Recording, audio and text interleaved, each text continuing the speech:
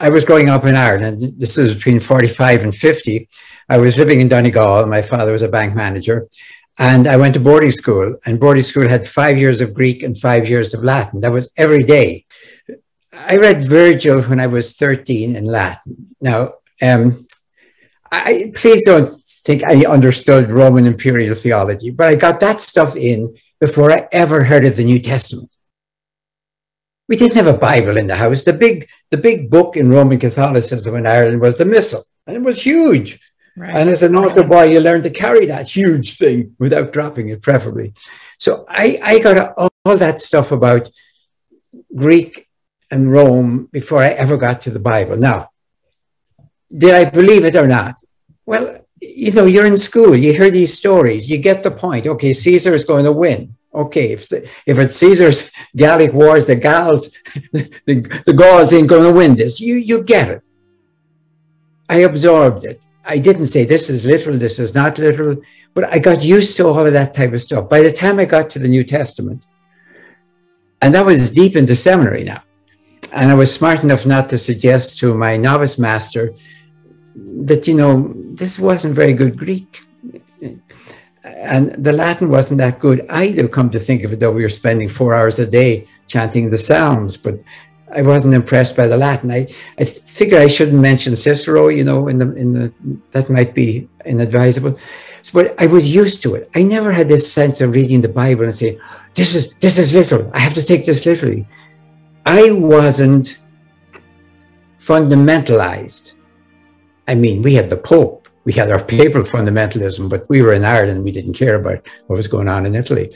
So basically, I wasn't fundamentalized. So I never went through the anti-fundamental phase, which bothers me more than the fundamental phase. I'm more worried about Christian anti-fundamentalists who take it all literally and hate it. And the only difference between them and the fundamentalists is they take it literally and love it. I try to put it in the historical matrix because I was used to doing that stuff. So I kind of disappoint the media because I can't say, oh, I had this revelation. I used to take it all literally. And then I had this apparition of Jesus and he said, cool it, and I stopped doing it. I never had this sort of a great surprise. It was common sense to me that you read these stories and you got the point. Now, make no mistake about it, you got the point. And whether the peripherals of the story or everything, the details. So I was used to it. Now, if you start off, let me put it now, if you start off in this country fighting your way out of fundamentalism, you may never get out. I know very good friends who are, I'm going to call them anti-fundamentalists. They still want to insist Jesus wasn't divine, Jesus wasn't God. I would say, but Caesar was God in the 1st century.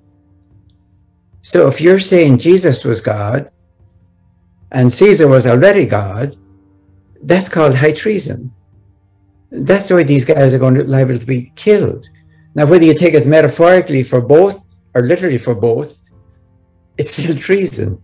So I have more trouble, to be honest with you, with anti-fundamentalists than I have with pure fundamentalists. Fine. In fact, if I'm talking to somebody who takes it literally, I would say, fine, we will now agree that Caesar was divine literally. And now we'll turn to the fact that Jesus was divine literally. Now, what do you think is going to happen when they both make the same claims at the same time? And then if you want to say, well, we're talking about a metaphor, fine. Take it. Just don't cheat and say, we take Caesar stuff, you know, that's not serious, but the Jesus stuff is literal. You can't cheat. You either take them both literally or you take them both metaphorically. And as I said, you're going to get crucified in either case, probably literally rather than metaphorically. So the anti-fundamentalists, the danger is they simply don't know history. I wince, though very often I won't say anything when somebody says, I just can't stand all that stuff about Jesus being divine. I think he's just human. I'm saying, of course. But the point was that if Caesar is divine and that's their language, and the only call a human being divine in the first century if they've done something, this is the job description, of extraordinary value for the human race, at least as we see it.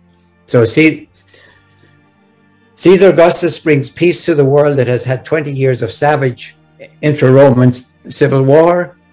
He's divine because that shows the benignity of the gods on earth. Okay, I understand that language. It's not mine. I might give him the Nobel Peace Prize or something, but whatever. But if that's their language, I listen to it.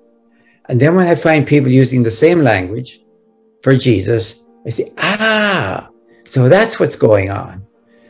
That explains to me why people are liable to be killed in this environment. So if you don't do that, I don't know what is going on very often. And I can't not do that. I can't let on. I don't know that history because I got in first. You know, I want to stress that I didn't even have to read. I didn't know what the Bible was. 6 years in the monastery, you know, preparing for ordination. We spent at least 4 hours a day chanting the Psalms from the Bible, but we weren't using Bibles. We were using missals, which was taking all sorts of stuff from the Bible, but putting it together. So I realized that I was never battered over the head with the Bible. When we chanted the Psalms, nobody said, now you're going to do this Psalm and you have to take it literally. Are you going to do this reading and you must? It just didn't happen. So I was blessed by not running into it. But I would plead, I would really, let me put it practically. You should never read the New Testament without reading Virgil's Aeneid first. Don't do it. And I'm not pushing that. You can do it in English. It should be forbidden. Well, I think that might be a little late for some people who are listening. That's the trouble I have. I know it's too late. But, you know, if you read that first, you see, okay, now I've got the language down. This is Roman Imperial Theology. I've got the lingo down. So that's the language that Paul has used. Now, it sounds weird to me, unless you've read this stuff first, and then you're quite at home with it. You say, oh, okay, I got it. That's what he's doing. That's why he's going to die. So even as remedial reading, just to help people understand the matrix within which he's operating. Because I hear people telling me, well, it's so weird. He's talking about justification and he's talking about, you know, all these weird language, Lord, Savior of the world. Jesus never uses this. Why does he have to use it and ruin Christianity? I think that, you know, they simply don't know that's the language that everyone else is using. So I would plead, the only way I know to get out of anti-fundamentalism trap is to get to know Roman Imperial theology.